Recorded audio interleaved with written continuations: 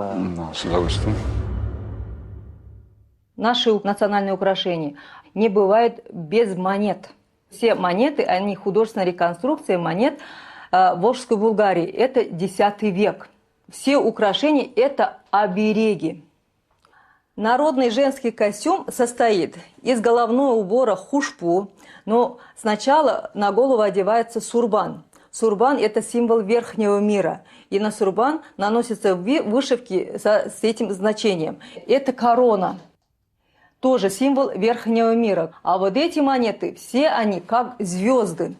На шею одевается нашейное украшение. И украшается уже в конце, это каури называется, это символ женщины. Получается как? Женщина пришивает очень много каури, она хочет очень много детей. Это древнее нагрудное украшение называется шульгеми. Это символ верховного бога.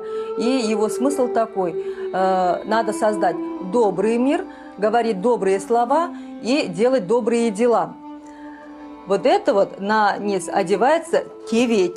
А теветь – это круг, это сзади тоже есть круг. Опять же, это бесконечная жизнь.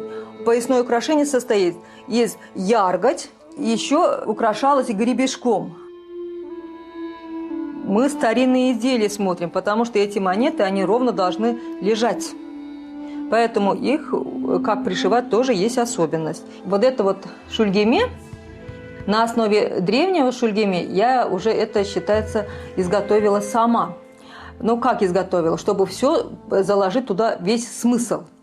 Первое – это черная земля.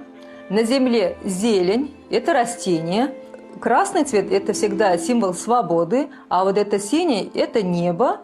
А вот это все обрамляется белым цветом. Белый цвет – это символ чистоты.